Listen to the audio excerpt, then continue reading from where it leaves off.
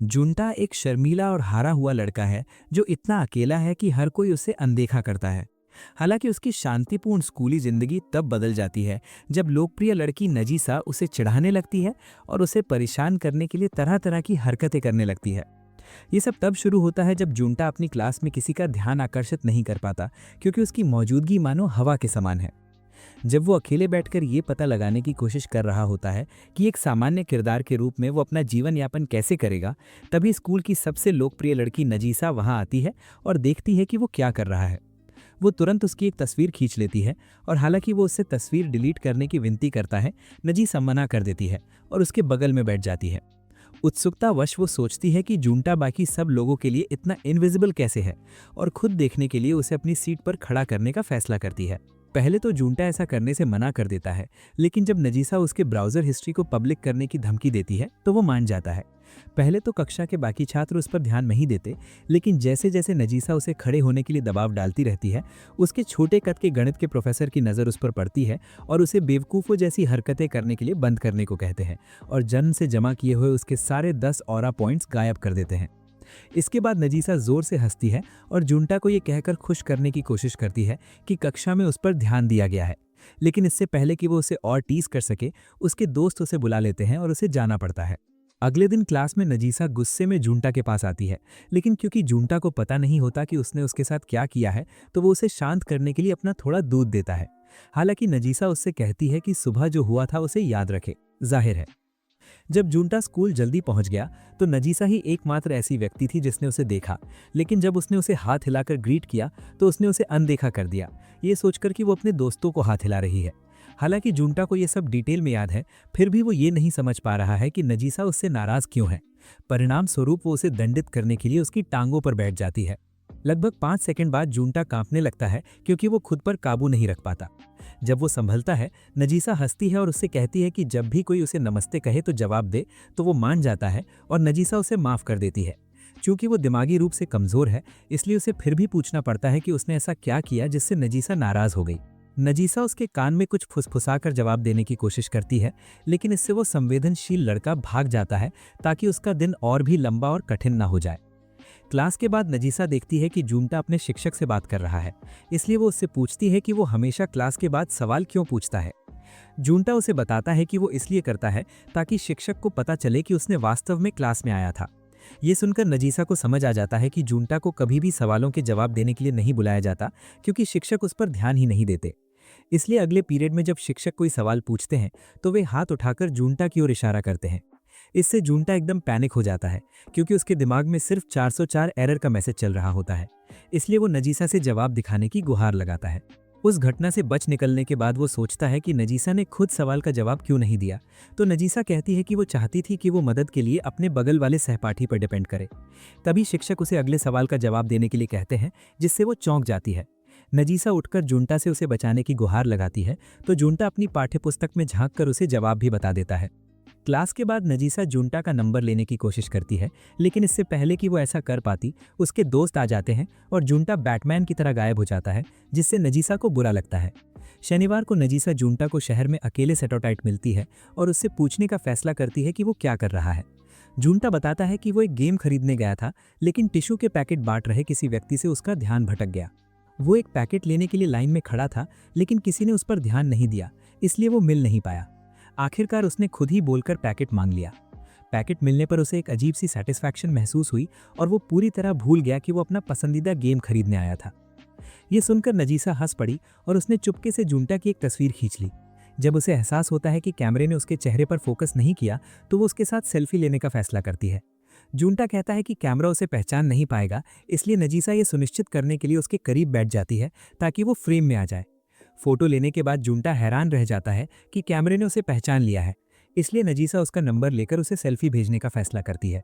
अचानक वो सुझाव देती है कि वे कभी साथ में टाइम बिताएं और जोर देती है कि अगर वे साथ होंगे तो उसे टिश्यू पेपर आसानी से मिल जाएंगे। चूंकि जूंटा को इशारा समझ नहीं आता, वो मूर्ख सोचता है कि वो सिर्फ टिश्यू पेपर लेने के लिए ही साथ में समय बिताना चाहती है और उसे उसका नंबर देने के लिए राजी हो जाता है। हालांकि नजीसा इस बात से एक्साइटेड होती है कि आखिरकार उसे उसका नंबर मिल गया और वो साथ में ली गई उनकी तस्वीर देखकर शर्माते हुए चली जाती है। उसी शाम नजीसा उसे पहले वाली सेल्फी भेजती है और फिर से पूछती है कि क्या वे कभी साथ में समय बिता सकते हैं। ये देखकर जूनटा चौंक जाता है क्योंकि उसने सोचा था कि नजीसा पहले मजाक कर रही है। लगभग 5 मिनट सोचने के बाद वो आखिरकार नजीसा को मिलने के लिए हाँ कह देता है और जब नजीसा ये देखती है तो वो खुशी से लाल होकर अपने घर में इधर उधर घूमने लगती है क्योंकि वो उस मुलाकात का बेसब्री से इंतजार कर रही होती है। अगले हफ्ते जूनटा को क्लास में नींद आने लगती है और वो सोचता है कि थोड़ी देर सो जाऊं क्योंकि किसी को पता नहीं चलेगा। जब उसे एहसास होता है कि नजीसा को पता चल जाएगा तो वो करवट बदलता है और उसे आधी नींद में देखकर चौंक जाता है। उसी दिन बाद में जूनटा थका हुआ लगता है क्योंकि वो खेल ट्रेनिंग से बहुत थक गया था। ऐसा लगता है कि उसने अपने साथियों के साथ एक लंबी दौड़ लगाई थी और उसे पूरा चक्कर लगाने और चिल्लाने के लिए मजबूर किया गया था ताकि दूसरे लोग जान सके कि उसने दौड़ पूरी कर ली है। तभी नजीसा उसे मिलने आती है लेकिन वो उससे दूर हट जाता है क्योंकि उसे लगता है कि उससे बदबू आ रही है। ये देखकर नजीसा उसे गले लगा लेती है ताकि वो सहज महसूस करे, लेकिन वो फिर से दूर हट जाता है क्योंकि उसके शरीर से बदबू आने लगी थी। इसके बाद नजीसा कुछ लेने चली जाती है और तभी जूनटा देखता है कि उसने अपने बाल बदल लिए हैं। अब उसे वो क्यूट लगती है और वो सोचता है कि क्या नाई की दुकान पर जाने से उसका बदसूरत चेहरा ठीक हो जाएगा, लेकिन फिर उसे लगता है कि फोटोशॉप भी इस्तीफा दे देगा। थोड़ी देर बाद नजीसा कुछ वेट वाइप्स लेकर लौटती है और उसे पसीना पोंछने के लिए देती है। जब जूनटा उनका इस्तेमाल कर रहा होता है, नजीसा उसे घूरती रहती है और मुस्कुराती हुई बोली कि अब उनकी खुशबू एक जैसी है, यानी वे एक दूसरे से मैच करते हैं। ये सुनकर जूनटा चौंक जाता है, लेकिन इससे पहले कि वो कुछ समझ पाता, नजीसा अपने दोस्तों से मिलने चली जाती है। अगली क्लास के लिए यूनिफॉर्म बदलते समय तामा और हाजुकी ने देखा कि वो कितनी खुश दिख रही है और पूछा कि कोई अच्छी बात हुई है। हालांकि नजीसा उन्हें कुछ भी बताने से इनकार कर देती है और यहाँ तक कि तामा को भी अपने वेट वाइप्स इस्तेमाल करने से रोक देती है। ये देखकर तामा को लगता है कि वाइप्स का नजीसा के मूड से कुछ ना कुछ लेना देना है। हालांकि नजीसा इससे इनकार करती है, तामा उसकी असलियत जान जाती है और जान जाती है कि वो झूठ बोल रही है। शनिवार को जूनटा बहुत खुश होता है क्योंकि उसकी पसंदीदा मांगा सीरीज आ चुकी होती है, इसलिए वो उसे खरीदने के लिए दुकान की ओर चल पड़ता है। दुकान पहुंचकर वो बिजली के दरवाजे से अंदर जाने में परेशानी महसूस करता है क्योंकि दरवाजा उसे पहचान नहीं पाता। तभी नजीसा जो वहीं मौजूद होती है आकर उसकी मदद करती है। नजीसा को इतने करीब देखकर जूनटा चौंक जाता है और थोड़ा शर्मा भी जाता है क्योंकि नजीसा ने उसे दरवाजे से जूझते हुए देख लिया था। जैसे ही वे दुकान में दाखिल होते हैं, नजीसा उससे पूछती है कि वो क्या खरीदना चाहता है, तो वो उसे अपनी पसंदीदा मांगा सीरीज दिखाता है। नजीसा को ये इंटरेस्टिंग लगती है और उसे पढ़ने में दिलचस्पी होती है, लेकिन जब उसे पता चलता है कि पहले और दूसरे भाग बिक चुके हैं तो वो जूनटा से उन्हें उधार लेने की गुहार लगाती है।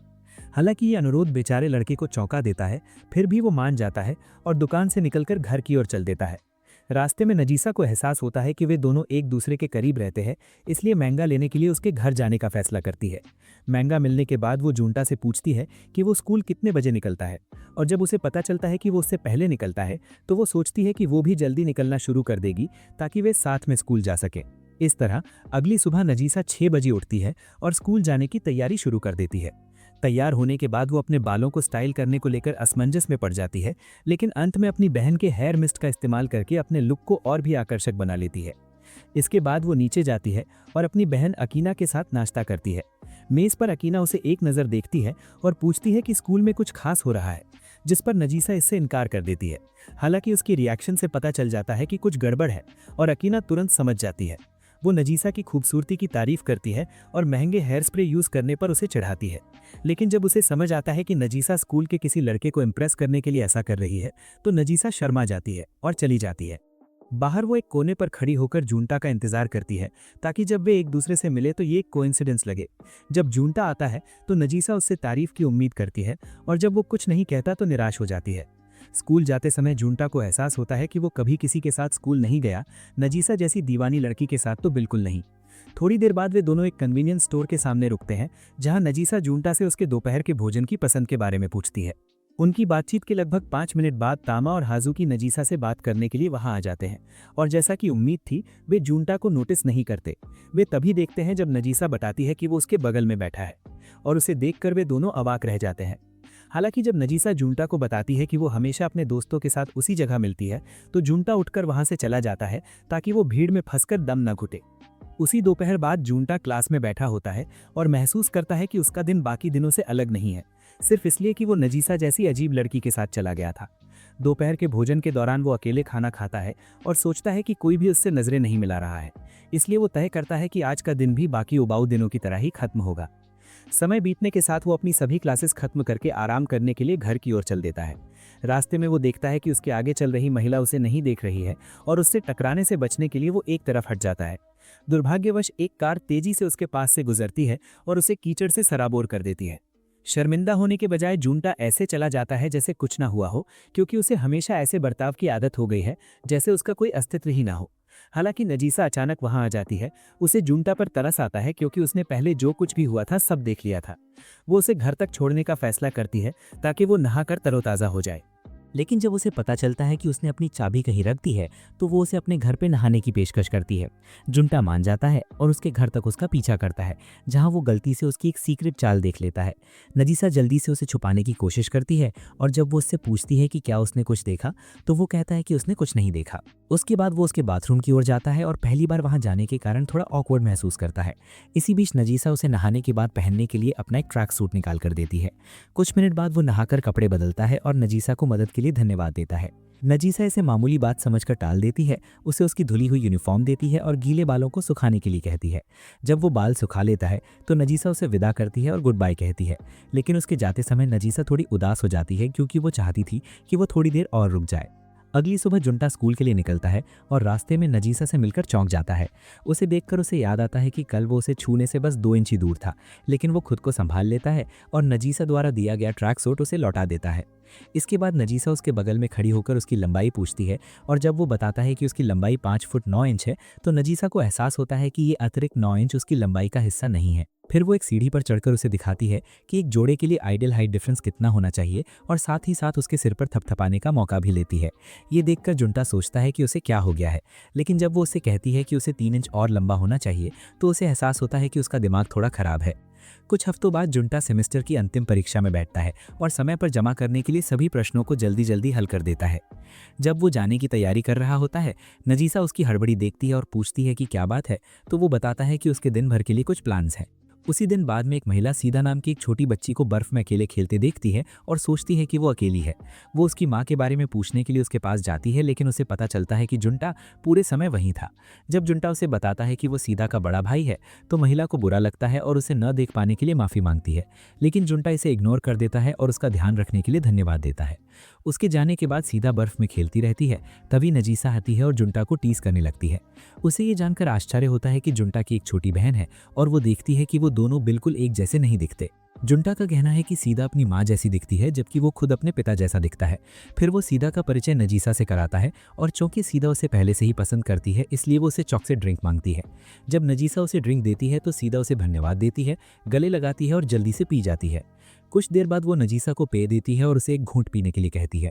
नजीसा के पीने के बाद सीधा वही पेय जुंटा को देती है और उसे भी पीने के लिए कहती है। हालांकि जुंटा मना कर देता है क्योंकि इसका मतलब नजीसा के साथ इनडायरेक्ट किस होगा, लेकिन सीधा के प्यारे से चेहरे बनाने के कारण वो पीने का नाटक करता है। ये देखकर नजीसा जुंटा को चढ़ाती है कि वो उसके साथ इनडायरेक्ट किस से बच रहा है, लेकिन जुंटा उसकी बात अनसुनी करके चला जाता है। अगले दिन जुंटा एक मैंगा सीरीज खत्म करता है और घर से दूर एक किताबों की दुकान पर जाने का फैसला करता है, क्योंकि अगली मैंगा जो वो खरीदना चाहता है उसमें अधूरी कहानी वाली पिक्चर्स हैं। दुकान पर वो घबरा जाता है क्योंकि वहाँ बहुत सारे लोग होते हैं, लेकिन उनके चले जाने पर वो शांत हो जाता है और अपनी पसंद की मैंगा चुनने का फैसला करता है। देखते देखते उसे एक और अधूरी कहानी वाली मैंगा दिखती है और वो उसे वापस रख देता है, लेकिन जब उसे एहसास होता है कि दुकान पर उसे कोई नोटिस नहीं करेगा तो वो उसे खोल कर देखता है कि वो किस बारे में है। हालांकि अकीना उसे देख लेती है और पता चलता है कि वो उसी दुकान में काम करती है। जब जुंटा को एहसास होता है कि वो पकड़ा गया है तो वो मैंगा को छुपाने की कोशिश करता है ताकि अकीना उसे अजीब न समझे, लेकिन तब तक बहुत देर हो चुकी होती है। जल्द ही वो देखता है कि अकीना का सरनेम नजीसा जैसा ही है और उसे लगता है कि केवल इसी नाम के लोग उसे देख सकते हैं। फिर वो अपनी मैंगा का भुगतान करता है और दुकान से निकल जाता है, इस बात का एहसास किए बिना कि उसका स्कूल आईडी कार्ड गिर गया है। उसकी अनुपस्थिति में अकीना उसे देखती है, उठाती है और उसे पता चलता है कि वो उसकी छोटी बहन के स्कूल में ही पढ़ता है। इसलिए जब वो शाम को घर पहुंचती है तो वो कार्ड नजीसा को देती है और उसे उसके ओनर को लौटाने के लिए कहती है। जब नजीसा कार्ड देखती है तो उसके चेहरे के एक्सप्रेशन से पता चलता है कि वो जुंटा को जानती है, लेकिन जब अकीना उसे बताती है कि जुंटा तरबूजों वाली एक अधूरी कहानी वाली मैंगा पढ़ रहा था तो वो थोड़ी हैरान हो जाती है। इसीलिए अगले दिन नजीसा स्कूल आती है और जुंटा को उसके साथ घूमने के वादे की याद दिलाती है। फिर वो पूछती है कि क्या उसके पास कोई छुट्टी का दिन है और वो कहता है कि उसने छुट्टियों में कुछ भी तय नहीं किया है। ये सुनकर नजीसा पूछती है कि क्या वो अगले शनिवार को मिल सकते हैं और वो बिना सोचे समझे मान जाता है। हालांकि जब वो कैलेंडर देखता है तो ये देखकर हैरान हो जाता है कि अगला शनिवार क्रिसमस है। तय दिन जुंटा नजीसा से मिलने के लिए निकलता है और रास्ते में वो घबरा जाता है क्योंकि वो लगभग 1 घंटे पहले पहुंच जाता है। भीड़ से सबसे बचते हुए वो आखिरकार बैठने के लिए एक सही जगह ढूंढ लेता है। लेकिन तभी एक आदमी और उसकी पत्नी, जिनके होठों की सर्जरी सूरज को भी ढक सकती है, वहां आ जाते हैं और उस पर बैठ जाते हैं क्योंकि उन्हें पता ही नहीं होता कि वो वहां है। जुंटा उनसे बचकर निकलता है और लगभग 30 मिनट तक नजीसा का आने का इंतजार करता है। जब नजीसा उससे पूछती है कि उसने कितना इंतजार किया, तो वो कहता है कि वो अभी अभी आया है। लेकिन जब नजीसा उसके हाथ पकड़ती है और देखती है कि वो कितने ठंडे हैं, तो वो उससे फिर से पूछती है कि उसने कितनी देर इंतजार किया, और वो मान लेता है कि 20 मिनट हो गए हैं। ये सुनकर नजीसा को बुरा लगता है और वो बताती है कि उसे आने में इतनी देर इसीलिए लगी क्योंकि वो उसके लिए गिफ्ट लाई थी। जब वो उसे उसका गिफ्ट देती है तो वो फिर से घबरा जाता है क्योंकि उसे नजीसा के लिए भी एक गिफ्ट लाना होगा। इसीलिए वो उससे कहता है कि वो इंतजार करे और वो उसके लिए कुछ ढूंढने चला जाता है। रास्ते में जुंटा को समझ नहीं आ रहा होता कि क्या खरीदे, लेकिन तभी उसे याद आता है कि सर्दी का मौसम है। लौटकर उसने समय बर्बाद करने के लिए माफी मांगी और नजीसा को ठंड से बचने के लिए ग्लव्स की एक प्यारी जोड़ी दी। ये देखकर नजीसा ने इतनी सावधानी बरतने के लिए उसका तहे दिल से शुक्रिया अदा किया और तुरंत उन्हें पहन लिया। हालांकि जब उसे याद आता है कि उसने जुंटा के लिए क्या खरीदा है, यानी एक शर्ट जिस पर मेन कैरेक्टर लिखा है, तो वो शर्मा जाती है। उसे बुरा तो लगता है, लेकिन जुंटा इसे कोई बड़ी बात नहीं समझता क्योंकि उसे गिफ्ट की उम्मीद ही नहीं थी, इसलिए उसे जो मिला है उससे वो खुश है। जब वो उसे बताता है कि उसे गिफ्ट पसंद आया, तो वो खुश हो जाती है और वो साथ में टाइम स्पेंड करना जारी रखते हैं। कुछ हफ्ते बाद सीधा अपना फेवरेट एनिमे शो देखती है और लगभग 2 घंटे तक लगातार ट्रांसफॉर्मेशन की नकल करती रहती है। जब उसकी माँ इससे तंग आ जाती है, तो वो जुंटा से कहती है कि सीधा को बाहर खेलने के लिए ले जाए, और जुंटा मान जाता है। बाहर सीधा ट्रांसफॉर्मेशन की नकल करने की कोशिश करती रहती है, लेकिन जब वो एक ऐसी जगह पर पहुंचते हैं जहां जुंटा को यकीन हो जाता है कि कोई उन्हें नहीं देख रहा है, तो वो पूरी तरह से ट्रांसफॉर्मेशन की नकल कर लेता है और सीधा को ये बहुत अच्छा लगता है। जब वो अपना काम कर रहा होता है, तभी नजीसा अचानक कहीं से आ जाती है और खुलासा करती है कि वो रिकॉर्डिंग कर रही थी, जिससे वो चौंक जाता है। अगले हफ्ते जुंटा कक्षा में बैठा था, घबराया हुआ था क्योंकि उसने गलत सॉक्स पहन लिए थे। इससे पहले जिम की क्लास थी और तब उसने गौर किया था कि किसी को पता नहीं चला था कि उसने गलत सॉक्स पहने हैं। कुछ देर बाद नजीसा अपने दोस्तों के साथ कक्षा में आती है और जुंटा को लगता है कि उसमें कुछ गड़बड़ है। वो ये जानने के लिए उसे घूरता रहता है कि क्या बात है, लेकिन जब नजीसा उसे देख लेती है और पूछती है कि क्या हुआ, तो वो कहता है कि कुछ नहीं। हालांकि अगले पीरियड में भी जुंटा उसे घूरता रहता है और टीचर का लेक्चर समाप्त होने पर ही नजर हटाता है। कुछ मिनट बाद उसके छोटे कद के प्रोफेसर ने नजीसा से कक्षा के पीछे एक प्रिंट आउट लगाने में मदद करने को कहा, इसलिए नजीसा ने जुंटा से मदद मांगी। जुंटा मदद करने के लिए तैयार हो जाता है, लेकिन वो कहता है कि वो ज्यादा स्ट्रेच न करे ताकि नजीसा को उसके सॉक्स नजर न आए। लगभग 2 सेकंड बाद वो काम आसान करने के लिए एक चेयर पकड़ लेता है, लेकिन नजीसा उसकी झिझक समझ जाती है और उससे कहती है कि उसे अपने सॉक्स को लेकर असहज महसूस करने की जरूरत नहीं है। ये देखकर वो चौंक जाता है, इसीलिए वो पीछे हट जाता है और नजीसा को प्रिंट आउट ठीक करने देता है। जैसे ही वो चेयर पर चढ़ती है, उसे एहसास होता है कि आज उसकी लेगिंग्स ही उसे अलग दिखा रही थी, लेकिन वो अनजाने में ये बात कह देता है और बाद में शर्मिंदा हो जाता है। ये देखकर नजीसा उसे बताती है कि उसने लेगिंग सिर्फ इसीलिए पहनी थी क्योंकि उसके रोजाना के सॉक्स सूखे नहीं थे, लेकिन वो उसे दिन भर उसकी टांगे घूरने के लिए टीज करती रहती है। जुंटा तुरंत घबरा जाता है और अपना बचाव करने की कोशिश करता है, लेकिन नजीसा इसे मामूली बात समझकर इग्नोर कर देती है और प्रिंट आउट लगाना जारी रखती है। प्रिंट आउट पूरा होने पर वो जुंटा को उस दुकान से ड्रिंक्स लाने का सुझाव देती है जहां से जुंटा अक्सर खरीदता है, और जब जुंटा उसके साथ चलने के लिए सहमत हो जाता है तो वो बहुत खुश हो जाती है। वहां पहुंचकर नजीसा जुंटा से कहती है कि वो अपने लिए भी एक ड्रिंक ले ले ताकि वे उसे आपस में बांट सकें, लेकिन जुंटा मना कर देता है और कहता है कि उसे मीट बन चाहिए। हालांकि नजीसा इस कन्वीनियंस स्टोर पर पहली बार आई थी, इसलिए वो जुंटा से मदद मांगती है कहीं इससे ऑर्डर में गड़बड़ ना हो जाए। लगभग 5 सेकंड बाद वो ड्रिंक के साइज को लेकर उलझ जाती है, इसलिए वो जुंटा को तिरछी नजर से देखती है और जुंटा उसे रेगुलर साइज लेने के लिए कहता है। इसके बाद वो उसे कॉफी बनाने वाली मशीन चलाना सिखाता है और जब वो सही तरीके से चलाना सीख जाती है तो वो बहुत खुश हो जाती है। बाहर निकलते समय जुंटा को अजीब लगता है कि नजीसा पहली बार दुकान से अपने लिए कुछ खरीद रही है, क्योंकि उसे हमेशा लगता था कि नजीसा सब कुछ कर सकती है। जब नजीसा उसे अपना पे देती है तो वो मना कर देता है और कहता है कि उसे अपने मीट बन से ही संतोष है, जबकि असल में वो उसके चुंबन के जाल में फंसने से बचने की कोशिश कर रहा होता है। लेकिन नजीसा अपनी चाल चलते हुए उसे मीट बन खाने को कहती है और इससे पहले कि वो उसके लिए एक टुकड़ा तोड़ पाता, नजीसा एक निवाला ले लेती है। उसके चेहरे पर हैरानी देखकर नजीसा मुस्कुराती है और अपनी मनचाही चीज पाकर एक्साइटेड होकर चली जाती है। दुर्भाग्य से जब जुंटा के खाने का समय आता है तो एक महिला उससे टकराती है और बंद जमीन पर गिर जाता है। समय बीतने के साथ ही वैलेंटाइन डे आ जाता है और स्कूल के कई जोड़े एक दूसरे के प्रति प्यार जताने लगते हैं और अपने दिल की बात कहने लगते हैं। जुंटो की बात करें तो वो स्कूल में ऐसे दाखिल होता है जैसे ये कोई आम दिन हो। उसे यकीन है कि उसे कोई रोमांटिक तवज्जो नहीं मिलेगी। वो आज के दिन को एक साधारण दिन की तरह देखता है और उसे वो दिन याद आ जाता है जब उसकी टीचर ने वैलेंटाइन डे पर सबको चॉकलेट देने का वादा किया था। सबको तो अपना अपना मिल गया, लेकिन उसे कुछ नहीं मिला क्योंकि टीचर ने उस पर बिल्कुल ध्यान नहीं दिया। तभी जुंटो चौंक उठता है जब वो अपनी डेस्क देखता है और पाता है कि किसी ने उसके लिए चॉकलेट रखी है। वो लगभग 5 सेकंड तक ये समझने की कोशिश करता है और सोचता है कि शायद कोई अपनी मिठाई उसकी डेस्क में भूल गया होगा। वो दोबारा सोचता है और उसे एहसास होता है कि किसी ने उसके लिए मिठाई गिरा दी होगी। लेकिन जैसे ही उसे याद आता है कि नगीसा ही एकमात्र लड़की है जिससे वो बात करता है, उसे शक होने लगता है कि कहीं नगीसा ने ही तो मिठाई नहीं गिराई। और अंत में वो अपना सिर डेस्क पर पटक देता है। तभी नगीसा वहां आ जाती है, उसके लिए चिंतित दिखती है और ये देखकर वो चौंक जाता है क्योंकि उसे नहीं पता कि नगीसा उसे देख रही थी या नहीं। क्योंकि वो अब भी उस मिठाई को लेकर असमंजस में था, इसलिए उसने सोचा कि वो उससे पूछेगा कि क्या ये मिठाई उसी ने दी है। लेकिन अगले 5 मिनट तक उसे समझ नहीं आया कि क्या कहे। आखिरकार उसने उससे कुछ नहीं पूछा क्योंकि उसे यकीन था कि ये चॉकलेट उसके लिए नहीं है। दूसरी तरफ नगीसा मुस्कुराती है और जुंटो से पूछती है कि क्या उसे कभी वैलेंटाइन डे पर चॉकलेट मिली है, तो उसने मना कर दिया। ये सुनकर वो बताती है कि किसी ने उसके लिए मिठाई छोड़ी है और वो तुरंत पूछता है कि क्या उसे इसके बारे में कुछ पता है। नगीसा मान लेती है कि उसे पता है और उसे बताती है कि मिठाई बनाने वाली लड़कियों ने इसमें बहुत मेहनत की है, इसलिए उसे इसका आनंद लेना चाहिए। इसके बावजूद जुंटो को लगता रहता है कि मिठाई उसके लिए नहीं है, इसलिए नगीसा बिना कोई संकेत दिए वहां से चली जाती है। पिछले दिन नगीसा मॉल से सामान से भरा बैग लेकर घर लौटी और अकीना से कहा कि वो वैलेंटाइन डे के लिए मिठाई बनाना चाहती है। ये सुनकर अकीना कांपने लगी क्योंकि उसे पता था कि नगीसा गुस्से से किचन में हंगामा मचाने वाली है।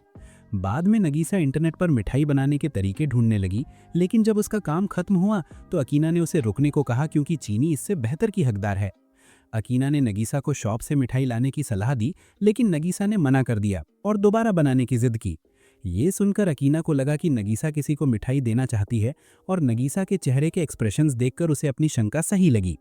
इसके बाद अकीना ने कुछ कुकीज़ बनाना शुरू किया और नगीसा को दिखाने का फैसला किया कि इन्हें कैसे बनाया जाता है। नगीसा ने बात मानी और वैसा ही किया जैसा उसे बताया गया था। लेकिन जब उसकी कुछ मिठाइयाँ टेढ़ी मेढ़ी निकली तो वो थोड़ी चिंतित हो गई। हालांकि जब अकीना ने उन्हें चखा तो उसे एहसास हुआ कि वे वास्तव में बेहतर थीं और उसने नगीसा की इतनी मेहनत और प्यार से बनाई मिठाइयों की तारीफ की। ये सुनकर नगीसा खुश हो गई, इसलिए उसने अगले दिन जुंटो को देने के लिए सबसे अच्छी दिखने वाली मिठाइयाँ चुनने का फैसला किया। जब उसका सारा काम खत्म हो गया तो वो अकीना को उसकी मदद के लिए धन्यवाद देने वापस गई, लेकिन उसकी चिड़चिड़ी बहन ने एक लड़के के लिए मिठाई बनाने पर उसे ताने मारना शुरू कर दिया। फिलहाल जुंटो मिठाई का स्वाद ले रहा है और सोच रहा है कि उसे ये किसने दी है। हालांकि वो कहता है कि मिठाई स्वादिष्ट है। कुछ हफ्ते बाद जुंटो अकेले लंच ब्रेक के दौरान बिताए अपने सभी अच्छे पलों को याद करता है। दोपहर का भोजन उसके लिए दिन का सबसे पसंदीदा समय होता है क्योंकि इस दौरान वो बिना किसी की नज़र में आए अपनी मनपसंद जगहों पर खाना खा सकता है। मौसम सुहावना और गर्म होने के कारण वो स्कूल के पीछे जाकर वहीं खाना खाने का फैसला करता है ताकि कोई उसे ढूंढ ना सके। लेकिन जैसे ही वो अपना खाना निकालने वाला होता है, नगीसा वहां आ जाती है और कहती है कि उसने उसे हर जगह ढूंढा है। जब वो साथ में दोपहर का खाना खाने का सुझाव देती है तो जुंटो उसे याद दिलाता है कि वो हमेशा अपने फ्रेंड्स के साथ खाना खाती है, लेकिन वो कहती है कि वे लोग मीटिंग में व्यस्त हैं। फिर वो अपना खाना खाने लगती है, लेकिन जैसे ही जुंटो अपना खाना खोलता है उसे उसका खाना इतना पसंद आ जाता है कि वो उसे खाने के लिए ललचाने लगती है। ये देखकर जुंटो अपने खाने में से थोड़ा सा उसे देता है और वो ले लेती है, लेकिन उससे पहले वो अपने खाने में से थोड़ा सा उसे दे देती है। नगीसा एक कपल की तरह जुंटो को अपना खाना खिलाने की कोशिश करती है, लेकिन जुंटो पीछे हट जाता है और खुद खा लेता है। फिर वो अपना खाना दोबारा आगे बढ़ाता है और नगीसा जानबूझकर उसके हाथ से खाती है, जिससे जुंटो हैरान रह जाता है। कुछ देर बाद वो नगीसा के खाने में हाथ डालता है और पाता है कि ये स्वादिष्ट है, लेकिन जब नगीसा उसे बताती है कि खाना उसने खुद बनाया है तो वो दंग रह जाता है। उसके रिएक्शन से नगीसा समझ जाती है कि वो उसके हाथ का बना खाना और खाना चाहता है और अगली बार उसके लिए और खाना लाने का प्रस्ताव देती है।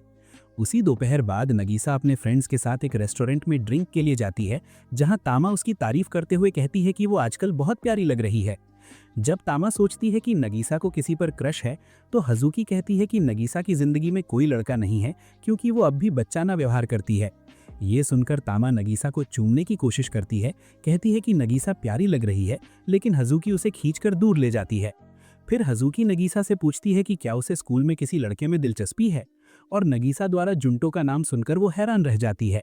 तामा को भी ऐसा ही लगता है और सोचती है कि नगीसा ने जुंटो जैसे बेवकूफ़ को क्यों चुना, लेकिन नगीसा उसे चुप रहने को कहती है और बताती है कि जुंटो एक अच्छा और मज़ेदार इंसान है।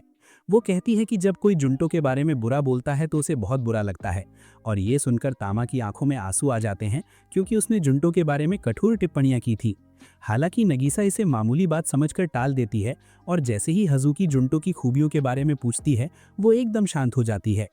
काफ़ी सोच विचार करने के बाद नगीसा जुंटो के बारे में कुछ भी कहने से इनकार कर देती है, और इससे हज़ुकी को लगता है कि नगीसा जुंटो को रोक रही है।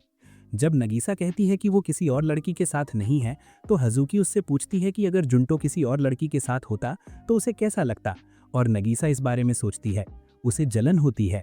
अगले दिन जुंटो सुबह जल्दी उठता है और स्कूल के लिए निकल जाता है क्योंकि वो क्लास में सबसे पहले पहुंचना चाहता है। वहां पहुंचकर उसे क्लास में कोई नहीं मिलता, लेकिन जैसे ही वो इसका श्रेय लेने वाला होता है उसे नगीसा की आवाज़ सुनाई देती है और वो पूरी तरह से चौंक जाता है। जब वो कहता है कि वो जल्दी आने वाली नहीं है तो वो जल्दी आने का कारण बताने से इनकार कर देती है, इसलिए वो अपनी सीट पर चला जाता है। नगीसा जो अपने फ़ोन पर सॉन्ग सुन रही होती है उससे अपने साथ बैठने की विनती करती है, और जब वो मना कर देता है तब भी वो अपने हेडफोन्स उसके कान में लगा देती है और कहती है कि वो उससे पूछ नहीं रही थी। फिर वो उसके साथ बैठ जाती है और अपना पसंदीदा सॉन्ग बजाने लगती है। गाना खत्म होने पर जुंटो उसे सुनने देने के लिए धन्यवाद देता है और हेडफोन्स निकालने की कोशिश करता है, लेकिन नगीसा कहती है कि अभी गाना खत्म नहीं हुआ है क्योंकि वो दूसरा सॉन्ग सुनना चाहती है। जैसे ही जुंटो हेडफोन्स लगाता है, नगीसा उससे कोई सॉन्ग बजाने को कहती है ताकि उसे पता चल सके कि उसे किस तरह का म्यूजिक पसंद है। ये सुनकर जुंटो चौंक जाता है, खासकर इसलिए क्योंकि उसके फ़ोन में कोई अच्छे गाने नहीं हैं और उसे एनिमे और वीडियो गेम के गाने ही पसंद हैं। उसे लगता है कि नगीसा को इनमें से कोई भी सॉन्ग पसंद नहीं आएगा, लेकिन नगीसा बीच में टोकते हुए कहती है कि इसका पता लगाने का सिर्फ एक ही तरीका है। नगीसा की बात समझकर जुंटो हेडफोन्स लगाता है और अपनी पसंदीदा मांगा सीरीज का एक सॉन्ग बजाता है, वही सॉन्ग जो उसने कुछ महीने पहले नगीसा को उधार दिया था। गाना सुनते हुए नगीसा उसे बताती है कि उसे मांगा बहुत पसंद आया, और ये सुनकर वो इतना उत्साहित हो जाता है कि मांगा के एनिमे सीरीज में रूपांतरित होने की बात बड़बड़ाने लगता है। इसलिए उसी दिन नगीसा घर पर ही रुक जाती है और उसी एनिमे को देखने में मग्न हो जाती है जिसके बारे में जुंटो ने पहले बात की थी। बीच में ही अकीना आ जाती है और सोचती है कि नगीसा एनिमे में इतनी मग्न क्यों है, लेकिन नगीसा कहती है कि उसके फ्रेंड स्कूल में इसके बारे में बात कर रहे थे। जानकर कि नगीसा उस तरह की एनिमे देखने वाली लड़की नहीं है, अकीना को लगता है कि वो झूठ बोल रही है, लेकिन नगीसा इसे नज़रअंदाज कर देती है और बियर पीते हुए मुस्कुराती है। उस शाम जुंटो घर पर बैठा कैलेंडर को घूरता रहता है, काश दिन जल्दी बीत जाते ताकि कोई और एनिमे प्रसारित हो सके। हालांकि जब वो कैलेंडर पर 14 मार्च को व्हाइट डे देखता है तो उसे वैलेंटाइन डे पर मिली मिठाई याद आ जाती है। अगले दिन वो वैलेंटाइन डे पर मिली अपनी चॉकलेट मिठाई के पीछे छिपी रहस्यमयी लड़की के लिए गिफ्ट खरीदने निकलता है। मॉल में चलते चलते वो ठोकर खाकर गिर जाता है, और वैसे तो आमतौर पर लोग उसे नोटिस नहीं करते, लेकिन एक एम्प्लॉय उसे देखती है और पूछती है कि वो ठीक है या नहीं। संभलते हुए जुंटो देखता है कि उस महिला के हाथ में मिठाई का एक पैकेट है और वो उसे खरीदने का फैसला करता है। हालांकि स्कूल पहुंचते ही वो सोचने लगता है कि वो अपनी उस रहस्यमयी लड़की को मिठाई कैसे देगा, और नगीसा से अकेले में मिलने का फैसला करता है ताकि वे लोग बात कर सकें। ये सुनकर नगीसा मान जाती है और उसके पीछे पीछे एक सुनसान जगह पर चली जाती है, ये सोचकर कि आखिर उसे क्या बात है।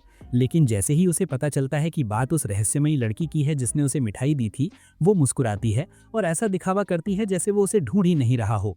जब जुंटो उसे बताता है कि उसे नहीं पता कि वैलेंटाइन डे पर उसे तोहफा किसने दिया था, तो वो चौंक जाती है क्योंकि उसे लगा था कि अब तक उसे पता चल गया होगा। लेकिन जब उसे एहसास होता है कि जुंटो ने तोहफा इसलिए खरीदा था क्योंकि उसे वैलेंटाइन डे वाला तोहफा पसंद आया था, तो वो मुस्कुराती है और उससे कहती है कि उन्हें अकेले में बात करने की ज़रूरत नहीं थी। वो आगे कहती है कि इससे उसे ऐसा लगा जैसे वो उसे डेट पर ले जाना चाहता हो। लेकिन जैसे ही जुंटो ये सुनता है उसका दिमाग चकरा जाता है और खुद का बचाव करते हुए हकलाने लगता है। वो तभी शांत होता है जब नगीसा उसे बताती है कि वो मजाक कर रही थी और कहती है कि वो उपहार उस रहस्यमयी लड़की को दे देगी।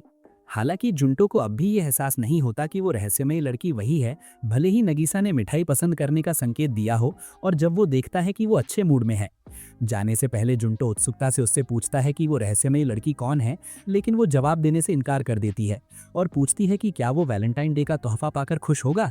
जब जुंटो हाँ कहता है तो नगीसा हंसती है और क्लास की ओर वापस चलने लगती है और उससे कहती है कि वो खुद पता लगाए कि वो रहस्यमयी लड़की कौन है। अगले हफ्ते हज़ूकी क्लास में जुंटो को ढूंढती हुई आती है और भले ही वो उसके सामने होता है, नगीसा उसे नोटिस नहीं करती। वो नगीसा से अपने मन की बात कहती है और उसे ढूंढने में मदद की गुहार लगाती है, लेकिन नगीसा झूठ बोलती है कि उसने उसे पूरे दिन नहीं देखा है। जुंटा को लगता था कि नगीसा उसे हमेशा देख सकती है, इसलिए वो असमंजस में पड़ जाता है। वो अपने मन में उस इंसिडेंट को दोहराता है और महसूस करता है कि नगीसा ने उसे जरूर देखा होगा। अचानक ही नगीसा जुंटा के बिखरे बालों को छेड़ते हुए कहती है कि उसने झूठ इसलिए बोला ताकि लोग उसे बिखरे बालों में देखकर ऑकवर्ड महसूस ना कराएं। जुंटा को शर्म से अपनी मेंटल वीकनेस के कारण कक्षा से बाहर घसीटते हुए देखकर नगीसा को उसकी मासूमियत पर हंसी आ जाती है। बाद में जुंटा बताता है कि पहले कुछ गिराना या भूल जाना कितना ऑकवर्ड होता था, क्योंकि जब कोई दूसरा व्यक्ति उसकी गिरी हुई चीज को देखता था तो अक्सर वो उसे नजरों से ओझल कर देता था। आजकल जब एक छोटी बच्ची उसका गिरा हुआ रुमाल लौटाती है तो जुंटा सोचता है कि आजकल उसे लोग ज्यादा क्यों देख रहे हैं। जुंटा को अचानक कुछ फेमिलियर सा लगता है और वो महसूस करता है कि वो छोटी अजनबी लड़की उसे कुछ जानी पहचानी सी लग रही है। उसकी किस्मत अच्छी की कि किताबों की दुकान की एम्प्लॉई, जिसने उसे बड़ों के सेक्शन से पढ़ते हुए देख लिया था, ने उस छोटी लड़की को आवाज दी। लड़की ने जुंटा से उनकी पिछली मुलाकात को लेकर थोड़ी टीजिंग की और फिर पूछा कि क्या उसे नगीसा से उसका स्टूडेंट कार्ड वापस मिल गया। घबराए हुए जुंटा को याद आता है कि नगीसा ने उसे बताया था कि उसकी बहन को उसका कार्ड मिला था। सारी कड़ियों को जोड़ते हुए जुंटा को पता चलता है कि अकाउंटेंट नगीसा की बहन है। जुंटा की शर्मिंदगी का मजा लेते हुए अकाउंटेंट अपना परिचय अकीना और अपनी छोटी चचेरी बहन का नाम साकी बताती है। जुंटा साकी और नगीसा की शक्लों में सिमिलैरिटी ढूंढ रहा होता है, वहीं अकीना कंफर्म करती है कि साकी बिल्कुल नगीसा जैसी दिखती है, जैसे वो मिडिल स्कूल में दिखती थी। जुंटा को और टीज करते हुए अकीना कहती है कि साकी अपनी प्यारी चचेरी बहन की तारीफ में अपने बाल बढ़ा रही है। और जब अकीना जुंटा को नगीसा की स्कूल डेज की तस्वीर दिखाती है तो साकी अचानक पूछती है कि क्या वो कभी नगीसा जितनी प्यारी हो पाएगी। अकीना क्यूरियस बच्ची को जवाब देने के लिए जुंटा को इशारा करती है और जुंटा कांपते हुए साकी को यकीन दिलाता है कि वो बड़ी होकर नगीसा जितनी प्यारी जरूर बनेगी। जुंटा के जवाब से सैटिस्फाइड होकर अकीना उसे नगीसा की मिडिल स्कूल की तस्वीर रिवॉर्ड में देने का फैसला करती है। कूबो के घर में अकीना अपनी बहन को बताती है कि उनकी मुलाकात उस लड़के से हुई जिसने कुछ दिन पहले अपना स्टूडेंट कार्ड गिरा दिया था। शर्माती हुई नगीसा अकीना से पूछती है कि क्या जुंटा ने उसके बारे में कुछ कहा था, लेकिन जब अकीना वेग जवाब देती है तो नगीसा साकी की ओर मुड़कर उससे सच बताने को कहती है। कहने पर साकी बताती है कि जुंटा ने उसे भरोसा दिलाया है कि वो भी बड़ी होकर उसी की तरह प्यारी हो जाएगी। अकीना अपनी बहन को शर्माते हुए बताती है कि उसने जुंटा के साथ फ़ोन नंबर एक्सचेंज किया है और अपनी बहन से रिक्वेस्ट करती है कि वो जुंटा को फिर से इनवाइट करे। नगीसा ये जानकर घबरा जाती है कि अकीना को जुंटा के पहले विजिट के बारे में पता चल गया है, लेकिन तुरंत समझ जाती है कि उसकी बहन ने उसे फिर से टीज किया है। रात के खाने पर जुंटा उसकी माँ उससे आने वाली फाइनल एग्जाम्स के बारे में बात करती है और वार्निंग देती है कि अगर उसके मार्क्स कम हुए तो उसे वीडियो गेम्स खेलने से रोक दिया जाएगा। अगले दिन टीचर की अनाउंसमेंट सुनने के बाद जुंटा को आने वाली एग्जाम्स का डर सताने लगता है। उसे याद आता है कि अगर उससे इरेजर गिर जाए तो टीचर का अटेंशन खींचना कितना मुश्किल हो जाता है। इससे बचने के लिए जुंटा एग्जाम के दिन 10 इरेजर्स लाने का जिम्मा खुद उठाता है ताकि वो फेल ना हो जाए और वीडियो गेम्स खेलने का राइट न खो दे। जुंटा देखता है कि कक्षा में नॉर्मल से ज़्यादा लोग पढ़ाई कर रहे हैं, इसलिए वो लाइब्रेरी में जाने का फैसला करता है जहां वो शांति से अकेला रह सके। लाइब्रेरी में नगीसा चुपके से जुंटा के पास पहुंच जाती है जब वो एक प्रॉब्लम सॉल्व करने की कोशिश कर रहा होता है। वो उसे टीज करती है और फिर बताती है कि उसने उसे तब देखा था जब वो एक बुक रिटर्न करने की कोशिश कर रही थी। जुंटा एक प्रॉब्लम में फंसा देखकर नगीसा बताती है कि उसने इसे एक दिन पहले ही पढ़ा था और अपनी टीचर मोड को पूरा करने के लिए अपनी लाइब्रेरियन फ्रेंड का चश्मा ले लेती है। नगीसा के लगातार टीज करने से डरकर जुंटा सोचता है कि क्या पढ़ाई करना इतना सब कुछ वर्थ इट है, लेकिन जब उसे एहसास होता है कि उसका वीडियो गेम प्रिविलेज दांव पर लगा है तो वो हिम्मत जुटाकर नगीसा से गाइडेंस मांगता है। एक प्रॉब्लम से गुजरने के बाद जुंटा ये देखकर हैरान रह जाता है कि नगीसा बिना उसका मजाक उड़ाए या इंसल्ट किए उससे बात कर सकती है। नगीसा अपने दोस्त के एक्सप्रेशंस देखकर उसे थोड़ा टीज करती है और फिर समझाती है कि वो सीखने की कोशिश कर रहे किसी पर कभी नहीं हंसेगी। पढ़ाई के दौरान जुंटा को एहसास होता है कि नगीसा एक बेहतरीन टीचर है और लेसन के बाद वो अगले दिन लाइब्रेरी में मिलने का प्रॉमिस करते हैं। लाइब्रेरी में नगीसा से मिलने के लिए जुंटा बेहद एक्साइटेड था, लेकिन बुखार के कारण उसका मेंटल बैलेंस बिगड़ गया और वो पूरे दिन बिस्तर पर पड़ा रहा। ये जानते हुए कि उसकी परफेक्ट अटेंडेंस का रिवॉर्ड कैंसिल हो जाएगा तो जुंटा ने सोचा कि जब तक टीचर कुछ नहीं कहेंगे तब तक किसी को उसकी एब्सेंस का पता नहीं चलेगा। इसी बीच स्कूल में नगीसा की सहेलियां जुंटा की एब्सेंस को इग्नोर करने के बारे में झूठ बोलने के लिए उसे खरी खोटी सुनाती हैं। जुंटा को मैसेज भेजने की कई नाकाम कोशिशों के बाद नगीसा के दोस्तों ने उसे इस कंफ्यूजन से बाहर निकालने का प्लान बनाया। अब जोश से भरी नगीसा ने आखिरकार जुंटा से पूछा कि क्या वो अगले दिन स्कूल में होगा। नगीसा का मैसेज देखकर जुंटा ने उसे बताया कि वो स्कूल में होगा, लेकिन इससे पहले कि वो नगीसा के मैसेज से बाहर निकल पाता, जेडा उसके कमरे में घुस गई, उसके बिस्तर पर चढ़ गई और नगीसा को एक इनअप्रोप्रिएट स्टिकर भेज दिया। जैसे ही नगीसा बात आगे बढ़ाने ही वाली थी, जुंटा ने बताया कि उसका भाई उसके फोन से छेड़छाड़ कर रहा था। स्थिति को इंटीमेसी समझकर नगीसा ने एक लव स्टिकर भेजा और साथ ही ये मैसेज भी दिया कि उसकी बहन ने उसके फोन से छेड़छाड़ की थी। अगले दिन जुंटा स्कूल देर से पहुंचा और बिना किसी की नज़र में आए क्लास में एंटर करने की प्लानिंग कर रहा था। जब वो सोच विचार कर रहा था, नगीसा कमजोर सी हालत में क्लास से बाहर निकली। जब उसका बैलेंस बिगड़ा और वो जुंटा पर गिर पड़ी तो जुंटा ने उससे पूछा कि क्या हुआ। खुद को संभालते हुए नगीसा ने अपने दोस्त को बताया कि उसे बुखार है और वो नर्स के पास जा रही है। चिंता से भरे जुंटा ने नगीसा से पूछा कि क्या उसके साथ कोई है जो उसे हॉस्पिटल ले जा सके। नगीसा ने बताया कि क्लास में एग्जाम चल रही है और उसके लिए वहां जल्दी पहुंचना बेटर होगा। जुंटा ने अपने ऑप्शंस पर विचार किया। वो या तो नगीसा के पीछे नर्स ऑफिस जा सकता था या चुपके से क्लास में जाकर अपनी एग्जाम दे सकता था। बाद वाले ऑप्शन की ओर झुकाव रखते हुए जुंटा बताता है कि संभवतः इन्फेक्शन उसी की वजह से हुआ होगा, इसलिए वो नगीसा के साथ जाने का फैसला करता है। ये जानकर कि उसे क्लास की एग्जाम के बजाय चुना गया है, नगीसा शर्मा जाती है और जुंटा के सीने से लग जाती है। वो उसकी मदद के लिए उसे थैंक यू कहती है और जुंटा ऑकवर्ड होकर उसे और कसकर पकड़ लेता है। हॉस्पिटल में जुंटा देखता है कि नर्स कहीं नहीं है और नगीसा पर कंबल उड़ा देता है। वो थर्मोमीटर लेने के लिए मुड़ता है, लेकिन नगीसा उसका हाथ पकड़ लेती है और ठंड के बारे में कहती है। जैसे ही जुंटा कहता है कि उसके हाथ गर्म हैं, वो देखता है कि नगीसा सो गई है। नर्स सिचुएशन को संभाल लेती है और जुंटा स्कूल में एक सन की मेन कैरेक्टर की तरह घूमता है, मानो वो भ्रम में डूबा हुआ हो। क्लास की ओर जाते हुए जुंटा मुस्कुराता है क्योंकि उसे अच्छी तरह पता है कि नगीसा की मदद से उसने फाइनल एग्जाम में बहुत अच्छा परफॉर्म किया है। अब वो बिना किसी रोक टोक के मनचाही शरारतें कर सकता है। जब वो खिड़की से बाहर देख रहा था और सर्द मौसम के बावजूद मूर्खतापूर्ण ढंग से मुस्कुरा रहा था, तभी नगीसा की नज़र उस पर पड़ी और उसने पूछा कि वो लॉटरी जीतने की तरह क्यों मुस्कुरा रहा है। उसने उसका धन्यवाद दिया और कहा कि उसकी ट्यूशन से उसे बहुत मदद मिली। नगीसा मुस्कुराती है और फिर से ट्यूशन लेने का सजेशन देती है, लेकिन तभी उसे एहसास होता है कि नई क्लासेस में जाने पर उनकी क्लासेस बदल जाएंगी, जिसका मतलब है कि हो सकता है कि वो एक ही क्लास में ना हो और वो बिना किसी की नज़र में आए वापस आ जाए। क्लास खत्म होने के बाद नगीसा देखती है कि जुंटा अपना अम्ब्रेला लाना भूल गया है, इसलिए वो उसे बारिश में खड़े होकर देखने का सजेशन देती है कि क्या लोग उसकी तरफ अटेंशन देंगे। जुंटा मना कर देता है और चला जाता है, लेकिन नगीसा उसे अपना अम्ब्रेला देती है और जल्दी घर जाने का प्रॉमिस करते हुए बाहर भाग जाती है।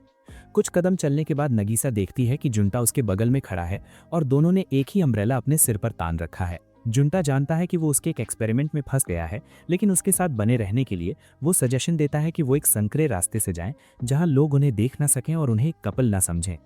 वो इसमें सफल हो जाता है और जब वो घर लौट रहे होते हैं तो अकीना उन्हें देख लेती है। वे उनके घर पहुंचते हैं और जुंटा घर जाने से पहले नगीसा को थैंक यू कहता है। योशी उन्हें देखता है और उसे ये अजीब लगता है कि बारिश में सिर्फ जुंटा का कंधा ही भीगा है। थोड़ी देर बाद नगीसा घर आती है और अकीना उसका स्वागत करती है। फिर वो नगीसा को बताती है कि साकी आने वाले वीकेंड में उनके साथ समय बिताना चाहती है। वीकेंड में जुंटा ने साकी को कुछ बैग्स उठाने में परेशानी करते देखा तो उसने उसकी मदद करने की ऑफर की, लेकिन साकी ने पहले तो ये कहकर मना कर दिया कि वो नगीसा से प्रेज पाना चाहती है। फिर जुंटा ने उसके हाथों पर पड़े मार्क्स देखकर उसे बैग्स सौंपने के लिए मना लिया। उसने प्लान बनाया कि नगीसा के घर पहुंचने पर वो बैग्स साकी को दे देगा ताकि साकी को परेशानी ना हो। जुंटा को ग्रोसरीज दिखते हैं तो वो साकी से पूछता है कि क्या वो किसी काम से आई थी, लेकिन साकी कहती है कि उसने नगीसा के लिए लंच बनाने के लिए ये सामान खरीदा था क्योंकि नगीसा का खाना बहुत ही क्वेश्चनेबल होता है। दुर्भाग्य से साकी उसे उन दो चीज़ों के बारे में बताती है जो उसे ग्रोसरी स्टोर पर नहीं मिली, लेकिन खाना बनाने का बिल्कुल भी एक्सपीरियंस ना होने वाला जुंटा उसकी बात समझ ही नहीं पाता। तब तक नगीसा को चिंता होने लगती है कि साकी अभी तक नहीं आई है, इसलिए वो उसे ढूंढने के लिए जेट इंजन की तरह तेजी से निकल पड़ती है। दूसरी ओर साकी ये जानने की कोशिश करती है कि जुंटा नगीसा से कितना करीब है और ये जानकर कि वो उससे काफी आगे निकल चुका है, वो एक प्राउड मॉम की तरह मुस्कुराती है। नगीसा उन्हें देखती है और साकी उसे बताती है कि जुंटा का उसका फर्स्ट नेम नहीं जानता। फिर वे उससे नाम बताने को कहते हैं और नाम बताते समय वो शर्मा जाता है। नगीसा फिर साकी को जुंटा की याद दिलाती है।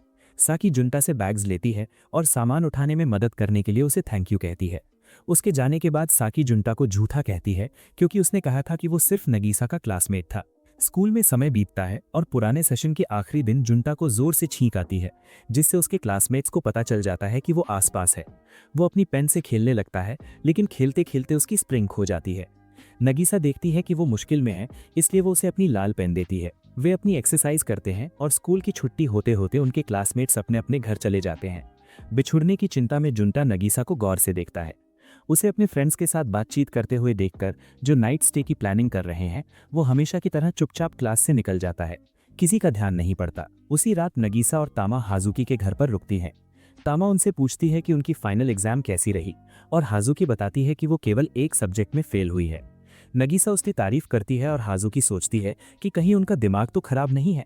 आखिरकार फाइनल एग्जाम में फेल होने पर खुश होना तो बनता नहीं है। नगीसा बताती है कि ये तामा का अब तक का सबसे अच्छा परफॉर्मेंस था।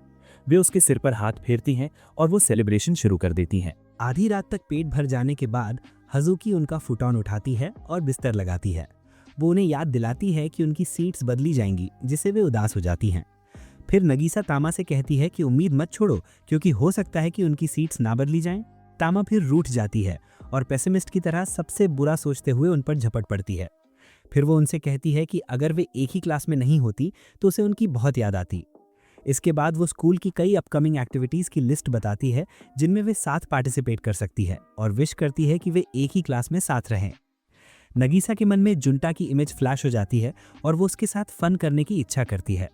तामा उसकी चाल समझ जाती है और पूछती है कि क्या वो भी जुंटा के साथ एक ही क्लास में पढ़ना चाहती है, लेकिन नगीसा उनसे झूठ बोलती है और कहती है कि उसे कोई फर्क नहीं पड़ता कि जुंटा किस क्लास में पढ़ता है। दुर्भाग्य से उसका बिहेवियर कुछ और ही कहता है, इसलिए वे चुपचाप उसे देखते रहते हैं। नगीसा शर्मिंदा हो जाती है और सोने की कोशिश करती है, लेकिन तामा उसे रोक लेती है और कसम खाती है कि वो उसे चैन से नहीं बैठने देगी। कुछ मिनट बाद तामा नगीसा की इच्छा के खिलाफ बेड पर लेट जाती है। फिर हाजुकी और नगीसा एक ही मैट्रेस पर सो जाती हैं। वहीं नगीसा ने हाजुकी को बताया कि फाइनल में उसका सेकंड रैंक आया है। हाजुकी समझ जाती है कि नगीसा रिवॉर्ड चाहती है, इसलिए वो उसके सिर पर हाथ फेरती है और उसकी मेहनत की तारीफ करती है। इसके बाद वे दोनों सो जाती हैं। कुछ मिनट बाद तामा जागती है और उन्हें सोफा पर डीप स्लीप में सोता हुआ पाती है। वो बेड से उठकर उनके साथ वहीं लेट जाती है और विश करती है कि अगले सेशन में भी वे उसी क्लास में रहें। हॉलीडेज के दौरान योशी जुंटा को कुछ ग्रोसरीज लाने भेजता है और साता भी उसके साथ चला जाता है। रास्ते में वो जुंटा से हॉट चॉकलेट खरीदने के लिए कहता है, लेकिन जुंटा मना कर देता है। फिर वो स्पॉइल्ड बच्चा आइसक्रीम मांगता है, लेकिन जुंटा उसे भी मना कर देता है। इसके बाद लड़का मुंह फुला लेता है और लगभग रोने लगता है। संयोगवश नगीसा, अकीना और साकी ग्रास को छूती हैं और साकी मुस्कुराते हुए नगीसा को अगले दिन होने वाले चेरी ब्लॉसम देखने के पिकनिक के बारे में बताती है।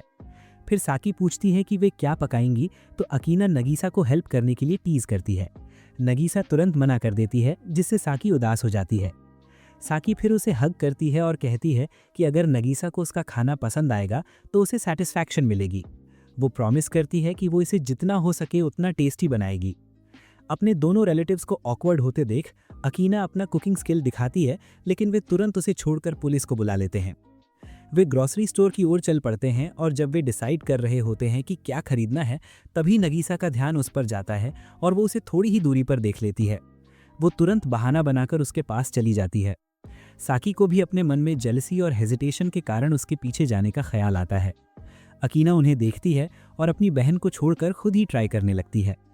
नगीसा नेचुरली उसके पास आती है और उसके छोटे भाई की तरह उसकी तारीफ करने लगती है। इससे पहले कि वो उससे कुछ पूछ पाता, साकी उनके बीच आ जाती है और वे झट से अलग हो जाते हैं। फिर जुंटा उसे सेता से मिलवाता है और उसी पल लड़के को एहसास होता है कि लाइफ बिस्किट से कहीं ज्यादा है। वो शर्मा जाता है और जुंटा के पीछे छिप जाता है। साकी उसे शर्माते हुए देखती है और उससे बात करने की कोशिश करती है, जिससे वो और भी ज्यादा शर्मा जाता है और एक प्रिमिटिव इंसान की तरह अपना फेवरेट स्टोन उसे दे देता है। जुंटा और नगीसा अपने सिबलिंग्स को आपस में मिलाने की कोशिश करते हैं, तभी अकीना भी इसमें शामिल हो जाती है और अगले दिन जुंटा और सेता को अपने घर इनवाइट कर लेती है। फिर वो नगीसा से एक बार फिर पूछती है कि क्या वो उनके साथ खाना बनाने में हेल्प करेगी। अगले दिन जब नगीसा सोच में डूबी होती है कि क्या बनाएं, तभी साकी आती है और अकीना से पूछती है कि क्या अकीना ने लंच बनाना शुरू कर दिया है। अकीना बताती है कि नगीसा ने खाना बनाना शुरू कर दिया है और साकी से कहती है कि वो देखे कि कैसे नगीसा ने हैमबर्गर स्टेक बनाते समय कई बार खुद को बेवकूफ़ साबित किया है। इससे इंस्पायर होकर साकी अपना एप्रन पहन लेती है और नगीसा के साथ खाना बनाने का फैसला करती है, क्योंकि नगीसा उससे बेहतर खाना बना सकती है। नगीसा इतनी क्यूट लग रही थी कि अकीना उसे हग करने से खुद को रोक नहीं पाती। साकी को यह देखकर डर लगता है, इसलिए वो नगीसा के पास भाग कर जाती है और उसके साथ रहने की परमिशन मांगती है। नगीसा तुरंत मान जाती है और साकी उसे बताती है कि क्या करना है। दुर्भाग्य से नगीसा को चोट लग जाती है और वो जल्दी से वूंड का इलाज करती है। उसका अनब्रेकेबल एंथुजियाज्म हर जगह झलक रहा था, इसलिए साकी ने उसके लिए ब्रेकफास्ट बनाने का फैसला किया। हमेशा खुश रहने वाली उस लड़की का मूड तब खराब हो जाता है जब उसे एहसास होता है कि किचन में वो सिर्फ एक बर्डन है। इसलिए वो अपनी जगह पर बैठ जाती है जबकि साकी खाना बनाना शुरू कर देती है। थोड़ी देर बाद अकीना अंदर आती है और अपनी बहन को सोफा पर उदास बैठी देखती है। वो साकी से पूछती है कि क्या हुआ, और साकी नगीसा को चोट पहुंचाने के लिए खुद को ब्लेम करती है। अकीना इससे असहमत होती है और इसे स्किल की कमी बताती है, लेकिन फिर नगीसा को समझाती है कि गलतियां करने के बाद आगे बढ़ना कितना ज़रूरी है। वो मिस्टेक्स को प्राइसलेस एक्सपीरियंस कहती है और कहती है कि नगीसा ऐसी इंसान नहीं है जो एक ही मिस्टेक को दोहराती है। इसके बाद वो साकी से नगीसा को एक और चांस देने के लिए कहती है और साकी ये रियलाइज़ करने के बाद मान जाती है कि किचन मैनर्स नहीं सिखाने में गलती उसी की थी। कुछ ही मिनटों में वे हैमबर्गर स्टेक तैयार कर लेती हैं। क्यूरियोसिटी से अकीना नगीसा से पूछती है कि वो ब्रेकफास्ट बनाने पर इतनी जिद क्यों कर रही थी, और साकी समझ जाती है कि ये जुंटा के लिए ही होगा। नगीसा इस बारे में झूठ बोलती है, लेकिन अकीना उसे पकड़ लेती है। वहीं साकी, जो किसी लड़के से हारना नहीं चाहती, नगीसा से कुछ खाने के लिए मांगती है। अकीना उन्हें एंजॉय करते हुए देखती है और सोचती है कि काश उसने भी कभी ऐसे ही स्पाइसी मोमेंट्स एक्सपीरियंस किए होते। बाद में वे जुंटा और सेता के साथ पिकनिक पर मिलते हैं, जहां वे चेरी ब्लॉसम्स का नज़ारा देखते हैं। अचानक जुंटा के पेट में गुड़गुड़ाहट होती है, इसलिए वो माफ़ी मांगता है और बताता है कि उसने ब्रेकफास्ट नहीं किया था। नगीसा ये सुनकर एक्साइटेड हो जाती है कि उसने उसके डिलिशियस स्टेक के लिए खुद को भूखा रखा, इसलिए वो उसे टीज करती है। फिर अकीना उन्हें अपनी जगह पर बुलाकर उनका लंच खोलकर उन्हें खाने के लिए देती है। साकी उन डिशेस का टेस्ट करती है और जब उसे पता चलता है कि नगीसा ने उन्हें बनाया है तो वो उसकी तारीफ करती है। जुंटा, जिसकी नज़र बर्गर पर टिकी हुई होती है, देखता है कि वो बहुत दूर है, लेकिन सरप्राइज से नगीसा उसे एक बर्गर देती है। फिर वो उसे बताती है कि वो एक फॉर्चून टेलर है जो उसके मन की हर बात जानती है। अकीना, जिसने पहले ही काफ़ी अल्कोहल पी ली थी, नगीसा को जुंटा द्वारा कुकिंग की तारीफ करने के बाद एक वाइफ की तरह बिहेव करते हुए देखती है। फिर वो उसके पास जाती है और उससे कहती है कि वो उसकी बहन से अच्छे रिलेशंस बना ले ताकि वे फैमिली एडवेंचर एक्सपीरियंस कर सके। नगीसा को इससे बहुत गुस्सा आता है और याकीतोरी लेने चली जाती है। जुंटा उसके पीछे जाने की कोशिश करता है, लेकिन उसकी डिफीटेड मेंटालिटी हावी हो जाती है और साकी उसे डिसडेनफुल नज़र से देखती है। वो अपनी पूरी ताकत जुटाकर सेडा के साथ उसके पीछे जाता है। सेडा पूछता है कि क्या हुआ है, और जब उसे पता चलता है कि ह्यूज मिल्क सेलर्स के बहकावे में आने के कारण जुंटा की गलती है, तो वो उसे नगीसा से पैचअप करने के लिए कहता है। जुंटा उसके पीछे जाता है और माफ़ी मांगता है, लेकिन नगीसा कहती है कि इसमें उसकी कोई गलती नहीं है। वो आगे बढ़ती रहती है, लेकिन अचानक सेडा उसके पास पहुंच जाता है और उसे जुंटा से पैचअप करने के लिए कहता है। पीछे मुड़कर देखने पर नगीसा जुंटा को ऐसे रूठा हुआ पाती है जैसे उसे रिजेक्ट कर दिया गया हो। वो दौड़कर उसके पास जाती है और ओवर रिएक्ट करने के लिए माफ़ी मांगती है, लेकिन जुंटा खुद को ही दोषी मानता है, भले ही उसे ठीक से पता ना हो कि उससे कहाँ और कैसे गलती हुई। ये रियलाइज़ करते हुए कि वो उसके बारे में बहुत सोच रहा था, नगीसा मुस्कुराती है और उसे याकीतोरी लेने के लिए अपने पीछे आने को कहती है। वहाँ जाते समय सेदा कंफर्म करता है कि उनके बीच पैचअप हो गया है, इसलिए वो उनसे हाथ पकड़ने के लिए कहता है। जुंटा शर्मा जाता है, लेकिन नगीसा उसे करेज करने को कहती है और फिर वे एक बच्चील मैरिड कपल की तरह दिखने लगते हैं। नगीसा उससे पूछती है कि क्या वो उसके साथ एक ही क्लास में पढ़ना चाहता है, लेकिन वो पसीने से तरबतर हो जाता है और कोई जवाब नहीं देता। कुछ दिनों बाद जुंटा अपने हाई स्कूल में सेकेंड ईयर के स्टूडेंट के रूप में दाखिला लेता है। रास्ते में वो किसी का अटेंशन खींचे बिना आगे बढ़ता है, जैसे नगीसा से मिलने से पहले होता था। वो सीधे अपनी नई क्लास देखने जाता है, लेकिन वहाँ क्राउड के कारण उसे डिफ़िकल्टी होती है। ज़्यादातर लोगों के चले जाने के बाद वो अपनी नई क्लास का ऑब्जर्वेशन करता है और वहाँ पहुँच जाता है। वहाँ पहुँचकर वो सोचता है कि सब कुछ पहले जैसा नॉर्मल हो जाएगा। फिर वो अपनी सीट देखने जाता है और नगीसा को अपनी ही क्लास में देखकर चौंक जाता है।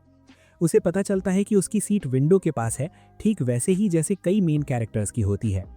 अचानक हज़ुकी और तामा आ जाती हैं और नगीसा के साथ ये जानकर खुशी मनाती हैं कि वे भी उसी क्लास में हैं। फिर जुंटा अपनी सीट पर जाता है और देखता है कि उसके बगल वाले पर्स पर रैबिट का डिज़ाइन बना हुआ है। अचानक नगीसा आ जाती है और उससे पूछती है कि उसकी सीट कहाँ थी। फिर वो उसे एक साइन देती है जिससे पता चलता है कि ये वही है जिसे उसने देखा था। इसके बाद वो उसे अपनी स्टैम्प्स दिखाने की कोशिश करती है, लेकिन वो अपनी नज़रें हटा लेता है ताकि उसकी आंखें करप्ट ना हो। फिर वो खुशी खुशी उसके साथ सेकेंड ईयर के अच्छे बीतने की विश करती है। तभी जुंटा को एहसास होता है कि उसी की वजह से उसे स्कूल में मज़ा आने लगा है और जिस तरह से हालात जा रहे हैं वो अब कभी नज़रों से ओझल नहीं होगा। उसी दिन स्कूल के बाद लड़कियां एक कॉफ़ी शॉप में मिलती हैं और फिर से क्लासमेट्स बनने का सेलिब्रेशन करती हैं। तब तामा बताती है कि अगर वे एक ही क्लास में नहीं होती तो उसने स्कूल में फेल होने की प्लानिंग की थी। वे क्यूरियोसिटी से नगीसा से पूछती हैं कि जुंटा क्या उनकी क्लास में है, और वो हाँ कहती है। वे सरप्राइज होने का एक्ट करती हैं क्योंकि उन्हें जुंटा कहीं दिखाई नहीं देता, इसलिए वे नगीसा की शार्प आइज की तारीफ करती हैं। क्रेडिट कार्ड की पूरी लिमिट खर्च करने के बाद नगीसा घर जाकर थोड़ा मिल्क लेती है। वहाँ वो अकीना को बताती है कि उसकी फ्रेंड्स उसकी नई क्लास में है। अकीना फिर जुंटा के बारे में पूछती है लेकिन नगीसा फर्मली डॉज करती है। तब अकीना उसे बताती है कि जुंटा भी उन्हीं की क्लास में है और अकीना उसे टीज करती है। अगले दिन स्कूल में उनके टीचर अनाउंस करते हैं कि वे सभी स्टूडेंट्स की स्टूडेंट कमिटी सिलेक्ट करेंगे। नगीसा उनसे पूछती है कि वे किसे चूज करेंगे और वे उसे बताते हैं कि जो कमिटी बची है उसे चूज करेंगे।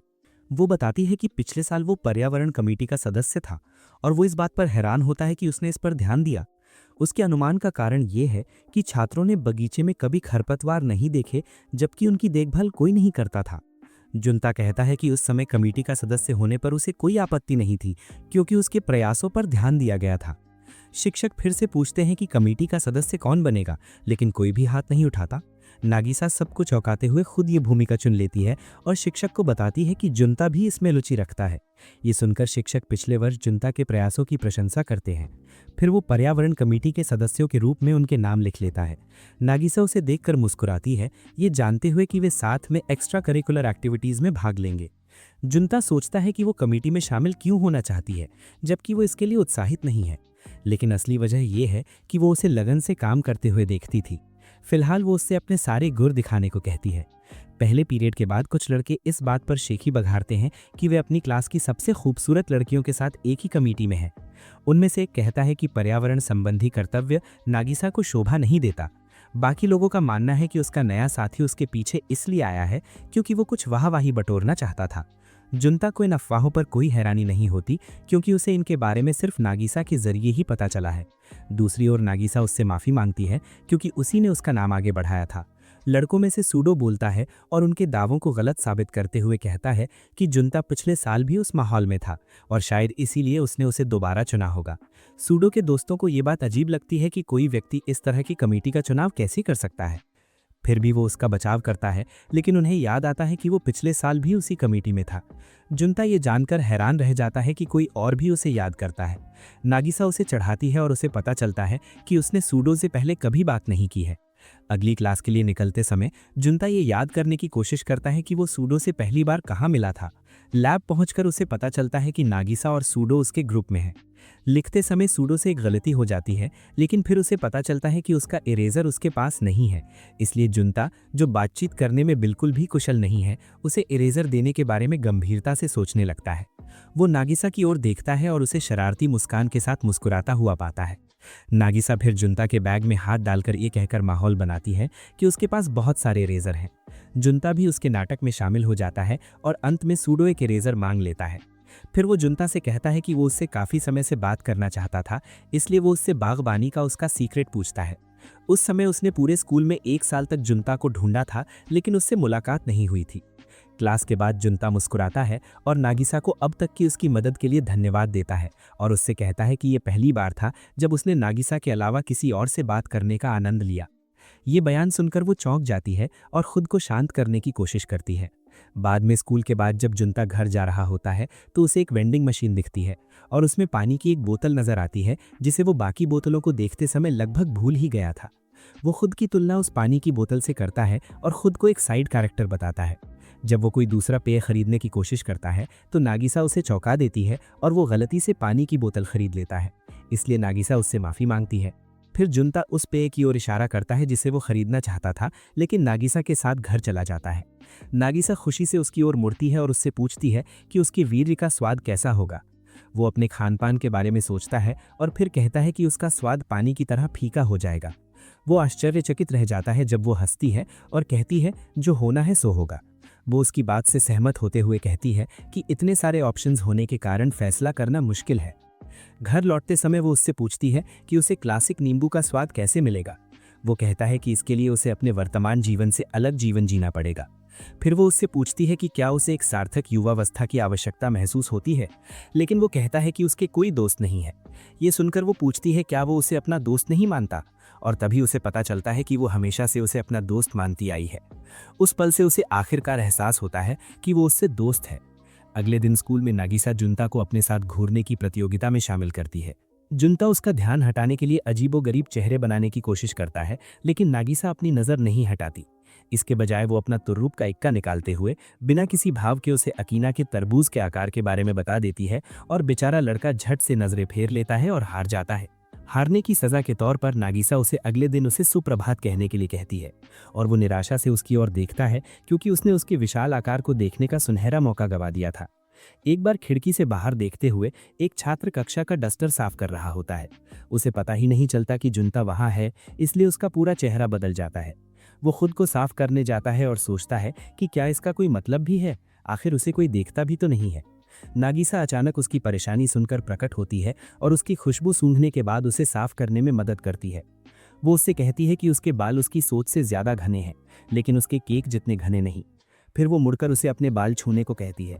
पहले तो वो हिचकिचाता है, लेकिन फिर हिम्मत जताकर धीरे से उसके बाल पकड़ता है और पुष्टि करता है कि उसके बाल उसके बालों से हल्के हैं। फिर वो पूछती है कि लड़कियों पर उसे किस तरह के हेयर स्टाइल पसंद है। वो कई हेयर स्टाइल गिनाती है और वो उन सभी पर हाँ में सिर हिलाता है, क्योंकि उसे लगता है कि वे सभी उस पर जचेंगी। आखिर में वो उससे एक चुनने को कहती है और वो पोनी टेल चुनता है। जैसे ही वो वॉशरूम से बाहर निकलता है, नागिसा अपने बालों को पकड़ती है और अगले दिन उन्हें पोनी टेल में बांधने के बारे में सोचती है। जुनता वॉशरूम की ओर जाता है और मन ही मन मानता है कि नागिसा के बाल कितने रेशमी थे। कक्षा में जब शिक्षक दिन की पढ़ाई समाप्त करते हैं तो वे उन्हें अगले दिन अपने स्पोर्ट्स कपड़े लाने की याद दिलाते हैं। जुनता अपनी सीट से उठता है और देखता है कि उसकी लंबाई थोड़ी बढ़ गई है। नागिसा उसके करीब आती है और वही बात कहती है जिससे वो चौंक जाता है। फिर वो पूछती है कि क्या वो भी बड़ी हो गई है, और उसकी नज़र तुरंत उसके स्तनों पर टिक जाती है। फिर वो नज़र हटा लेता है। वो सुझाव देती है कि वे सीढ़ियों पर खड़े होकर अपनी लंबाई नापें। वो अपना स्केल उसके सिर पर रखती है और उसे पकड़ने के लिए कहती है, जबकि वो अपना स्केल चेक करती है। जब वो देखती है तो पाती है कि वो उससे लंबा है। उसकी अजीब स्थिति देखकर ऐसा लगता है जैसे वो उसे डेट पर जाने के लिए पूछने वाला हो। इसलिए वो भागने की कोशिश करता है, लेकिन वो उसे पकड़ लेती है क्योंकि वो अच्छी तरह जानती है कि वो भागने ही वाला है। आखिरकार वो उसे छोड़ देती है और वो अपने तैराकों से भी तेज दौड़ पड़ता है। बाहर पहुंचते पहुंचते उसे एहसास होता है कि उसके पास अभी भी नागिसा का रूलर है, इसलिए वो अगले दिन उसे लौटाने का फैसला करता है।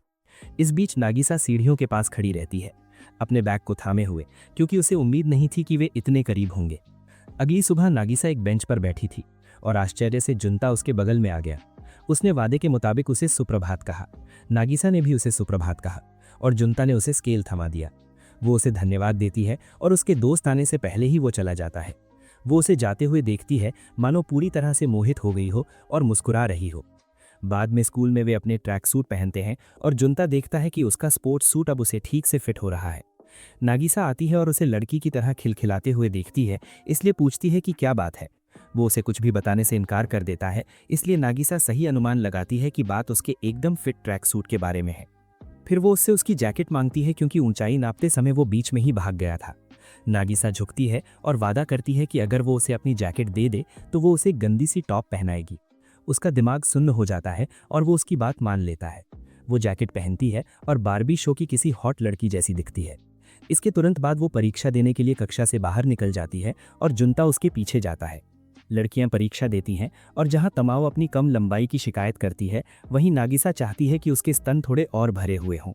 तभी उसकी सहेलियां देखती हैं कि उसकी जैकेट उसके नाप की नहीं है, इसलिए वो पूछती हैं कि ये किसकी है। नागिसा जवाब देती है कि उसे ये अपनी बहन से मिला है। तमाओ इस झूठ पर विश्वास कर लेती है क्योंकि वो जानती है कि अकीना नागिसा से लंबी है। दूसरी ओर हाजिकू को बहनों के बीच उम्र के भारी अंतर के कारण ये बात संदिग्ध लगती है, लेकिन वो इसे नज़रअंदाज कर देती है। नागिसा देखती है कि उसकी एक सहपाठी दूसरी से कह रही है कि उसने अपने बॉयफ्रेंड की जैकेट पहनी है। नागिसा अपनी जैकेट को सूंघती है और सोचती है कि काश वो भी ऐसी ही होती। एक सप्ताहांत अकीना जागती है और नागिसा को एक फैशन मैगजीन पढ़ते हुए देखती है, तो वो उसे चिढ़ाती है। उसी सुबह जुनता एक खंभे के पीछे छिप जाता है और अकीना उसे देख लेती है। पिकनिक में हुई घटना याद आने पर वो तुरंत पीछे हट जाता है, लेकिन अकीना माफ़ी मांगती है और कहती है कि उसे याद नहीं है कि क्या हुआ था। फिर वो बताता है कि वो सेता को उसके पहले काम पर जाते हुए देख रहा है। वो उससे कहती है कि खंभे के पीछे छिपने की कोई ज़रूरत नहीं है, क्योंकि वो हमेशा ही किसी का ध्यान नहीं खींचता। लेकिन जुनता कहता है कि उसकी ये हालत परिवार के सदस्यों या उन लोगों पर असर नहीं करती जो उसके आसपास लंबे समय से रहे हों और उनमें कुछ रेजिस्टेंस विकसित हो गई हो। सेता की बात करते हुए अकीना उसे बताती है कि कैसे उसने नागिसा के साथ भी बचपन में ऐसा ही किया था। वो कहती है कि भले ही सफ़र ज़्यादा दूर नहीं है, लेकिन बच्चों के लिए ये एक उत्साहित अनुभव होता है। वे देखते हैं कि सेता अंडे खरीदकर सुरक्षित घर लौट आता है। अकीना उसे बताती है कि नागिसा भी सुरक्षित लौट आई, लेकिन पहले ही काम के दौरान ठोकर खाकर अंडे खराब कर दिए और खूब रोने लगी। जुनता को ये कल्पना करना मुश्किल लगता है कि नागिसा अब भी ऐसा ही व्यवहार करेगी, लेकिन अकीना उसे बताती है कि नागिसा को अपने बालों पर हाथ फिरवाना बहुत पसंद है और वो इसे शांत करने का सबसे तेज तरीका मानती है। घर जाने से पहले वो जुनता के सिर पर हाथ फेरती है। घर पहुंचकर वो नागिसा को सेता को उसके पहले काम पर जाते हुए देखने की कहानी सुनाती है और उसे अपने पहले काम की याद दिलाती है। जैसे ही नागिसा को टूटे अंडों वाली घटना याद आती है, वो मुंह फुला लेती है, लेकिन अकीना उसका सिर सहलाती है और वो शांत हो जाती है। अकीना फिर उसे चिढ़ाते हुए कहती है कि अगर उसका क्रश उसके बालों को सहलाए तो शायद उसे ज्यादा अच्छा लगेगा, और नगीसा इसकी कल्पना करने लगती है। अकीना पूछती है कि वो किसके बारे में सोच रही थी, लेकिन नगीसा कहती है कि किसी के बारे में नहीं। उसे चिढ़ाने के लिए अकीना कहती है कि वो दोपहर के खाने में ढेर सारे अंडों के साथ ओमुराइस बनाने की योजना बना रही है। कुछ दिनों बाद क्लास में जुंटा अपने फोन पर मुस्कुरा रहा था, क्योंकि आखिरकार उसकी बहुप्रतीक्षित मैंगा पर मूवी बन चुकी थी। तभी उसकी नज़र नगीसा पर पड़ी, जो उसका ध्यान अपनी ओर खींच रही थी, और वो चौंक गया। वो उसके अच्छे मूड को नोटिस करती है और उससे पूछती है कि क्या बात है। तो वो उसे उस मांगा की मूवी एडाप्टेशन के बारे में बताता है जो उसने उसे दी थी। नगीसा उसे बताती है कि उसने मांगा के बाकी सारे वॉल्यूम्स भी कलेक्ट कर लिए हैं, जो जुंटा ने उसे उधार दिए थे। जब वो कंफर्म करती है कि वो मूवी अकेले देखने वाला है, तो वो उसके साथ चलने का सजेशन देती है और वो लगभग फ्रीक आउट हो जाता है। उस फ्राइडे जुंटा एक जगह बैठकर नगीसा का वेट कर रहा होता है और नोट करता है कि वो उसके साथ हैंग आउट करने का आदी नहीं है, जबकि वो पहले ही उसके साथ 2 बार ऐसा कर चुका है। थोड़ी देर में नगीसा वहां आ जाती है और वो उसे देखकर दंग रह जाता है, क्योंकि वो बेहद गॉर्जियस लग रही होती है। जब वे ट्रेन स्टेशन की तरफ जाते हैं तो वो अपनी पोनीटेल दिखाती है और उसकी ओपिनियन पूछती है, और वो शर्माते हुए कहता है कि वो अच्छी लग रही है। ट्रेन में चढ़ने पर नगीसा थोड़ा अनकंफर्टेबल महसूस करती है, क्योंकि ट्रेन में बहुत ज़्यादा लोग होते हैं, तो जुंटा उसे बेटर फील कराने के लिए जगह बदलने को कहता है। नगीसा को स्वैप करने में हेजिटेशन होती है, क्योंकि उसे लगता है कि जुंटा बैलेंस खो सकता है, इसलिए वो सपोर्ट के लिए उसके बैग को पकड़ लेती है। अगले स्टेशन पर और लोग ट्रेन में घुस आते हैं और जुंटा नगीसा की तरफ धकेल दिया जाता है, लेकिन वो पूरी कोशिश करता है कि वो उसके मेलन्स में दब ना जाए। खुद को संभालते हुए वो डिस्कम्फर्ट के लिए माफ़ी मांगता है, लेकिन नगीसा चुप रहती है, ये समझते हुए कि वो उसे छूने से बचने की पूरी कोशिश कर रहा है। फिर वो देखती है कि लोग उसे ज़ोर ज़ोर से धक्का दे रहे हैं और सोचती है कि ये ज़रूर पेनफुल होगा। वो समझाता है कि ऐसा इसलिए होता है क्योंकि लोग उसे आसानी से नोटिस नहीं करते, और वो कहता है कि उसे पेन से कोई फर्क नहीं पड़ता, जबकि असल में वो अपनी लिमिट पर होता है। कुछ मिनट बाद वे सबवे से बाहर निकलते हैं और सिनेमा की तरफ बढ़ते हैं। रास्ते में कुछ लड़के नगीसा को देख लेते हैं और उस पर लाइन मारने लगते हैं, लेकिन जुंटा को नोटिस नहीं करते। जब आखिरकार उन्हें जुंटा दिखाई देता है तो वे घबरा जाते हैं और मान लेते हैं कि नगीसा उसका बॉयफ्रेंड है। वो कूल बनने के चक्कर में इस बात से इनकार करने ही वाला होता है, लेकिन नगीसा उससे चिपक जाती है और उस लड़के की बात कंफर्म कर देती है, जिससे वे सब शॉक्ड रह जाते हैं। जाते जाते वे जुंटा के लिए नगीसा के साथ अच्छे रिलेशनशिप की दुआ करने लगते हैं और साइड कैरेक्टर पूरी तरह हक्का बक्का रह जाता है। कुछ मिनट बाद नगीसा जुंटा को प्रोटेक्ट करने के लिए धन्यवाद देती है और मानती है कि ट्रेन राइड के बाद वो डरी हुई महसूस कर रही थी। सिनेमा पहुंचकर जुंटा को पता चलता है कि सारे सीट्स बुक्ड हैं और वो रिजर्वेशन ना कराने का पछतावा करने लगता है। वो नगीसा से केयरलेस होने के लिए माफ़ी मांगता है, लेकिन वो उसे रीअश्योर करती है कि कोई बड़ी बात नहीं है। थोड़ी देर बाद जुंटा नोटिस करता है कि अगला शो शाम को 4 बजे है और वो सोचता है कि वो उस स्क्रीनिंग में नगीसा के बगल में बैठ सकता है, लेकिन जब उसे देर तक नगीसा के साथ टाइम स्पेंड करने को लेकर हेजिटेशन होती है तो वो उससे पूछता है कि वो क्या चाहती है, और वो 4 बजे वाले शो पर ही चलने को कहती है। ये सुनकर जुंटा कहता है कि इतनी देर मूवी देखने से वे लेट हो जाएंगे, लेकिन नगीसा जवाब देती है कि इसका मतलब है कि वे ज़्यादा टाइम साथ बिताएंगे, और वो चाहती है कि सब खत्म होने के बाद जुंटा उसे घर तक छोड़े। उसकी हैरानी की बात यह होती है कि वो कहता है कि उसने पहले ही उसे घर छोड़ने का प्लान कर लिया था, लेकिन उसके चेहरे के एक्सप्रेशन को देखकर वो कांपने लगता है, क्योंकि उसे लगता है कि उसने कुछ अजीब कह दिया। हालांकि नगीसा उसे हर चीज के लिए धन्यवाद कहती है और मूवी स्टार्ट होने तक कहीं और चलने को कहती है। तब जुंटा सीट्स बुक करता है और पास के कैफे शॉप चलने का फैसला करता है। वहां उन्हें एक क्रेजी लुकिंग कपल दिखता है जो एक ड्रिंक शेयर करते हुए बहुत लवी डवी बिहेव कर रहा होता है। नगीसा उन्हें देखकर जुंटा से टीज करती है कि वो भी उसके साथ ड्रिंक शेयर करना चाहती है ताकि वो क्यूट एक्ट कर सके। शॉक्ड होकर वो ड्रिंक ऑर्डर करने से मना कर देता है।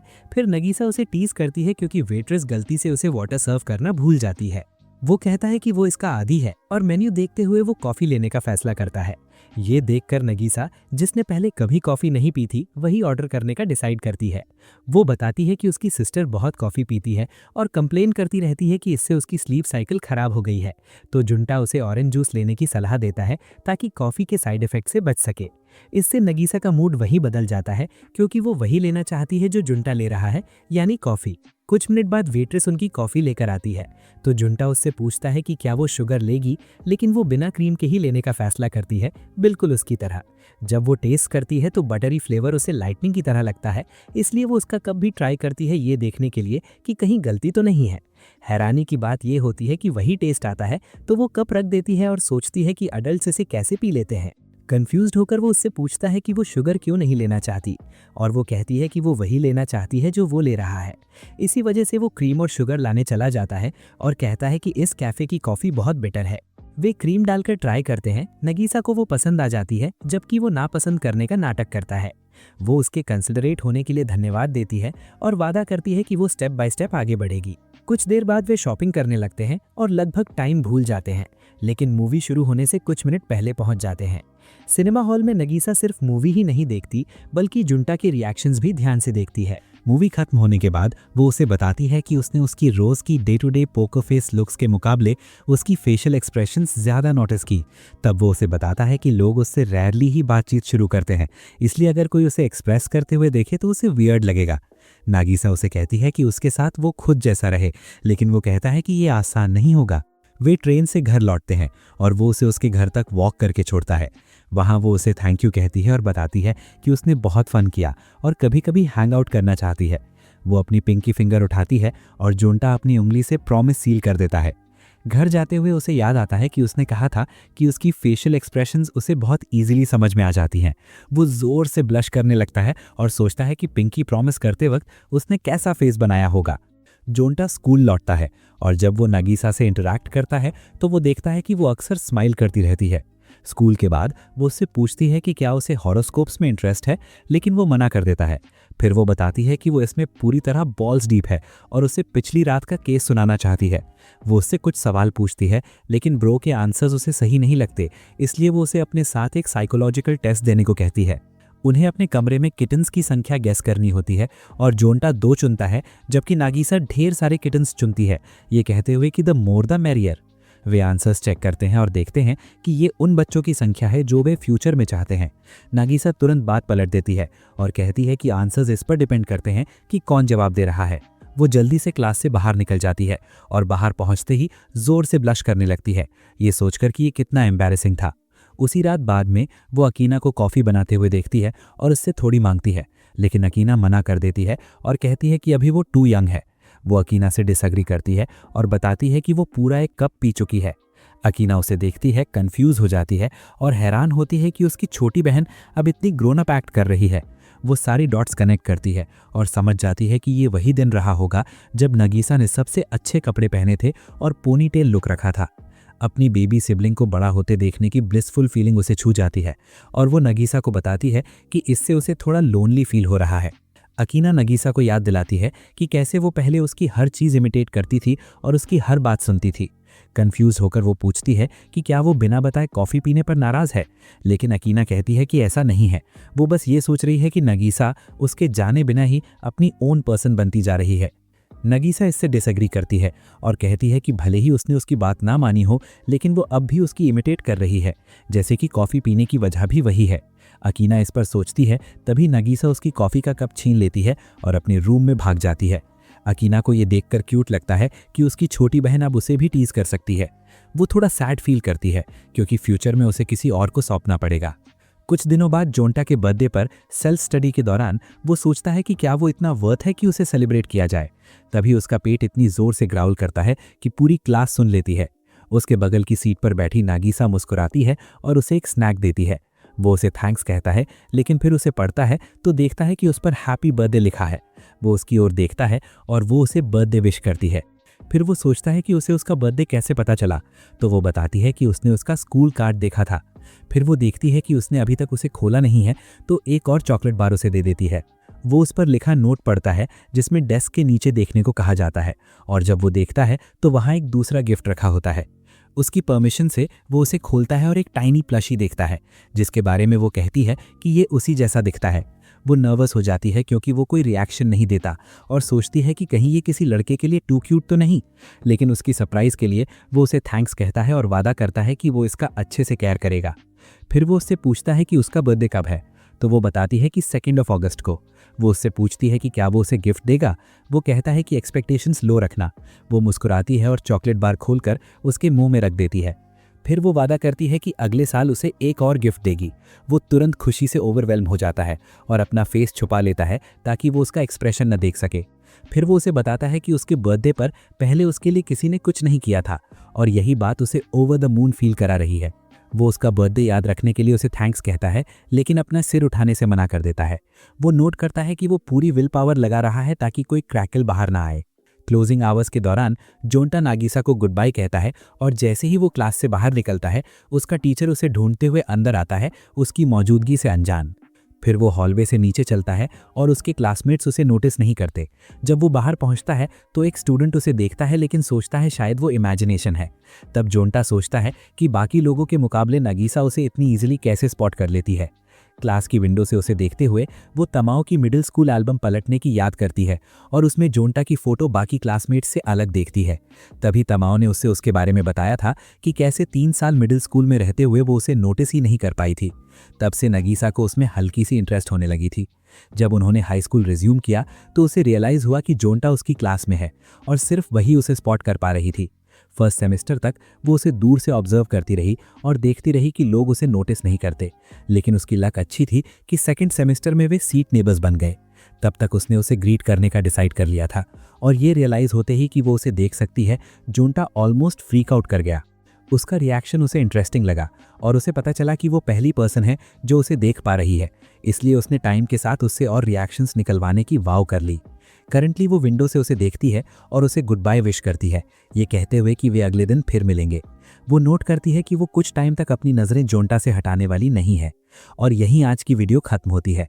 अगर आप यहाँ तक बने रहे तो नीचे कमेंट करके बताइए कि आप अकीना को स्मैश करेंगे या पास। लाइक करना और चैनल को सब्सक्राइब करना मत भूलना और नेक्स्ट वीडियो ज़रूर चेक करना, क्योंकि हो सकता है कि वही आपका नया फेवरेट एनिमे रिकैप बन जाए।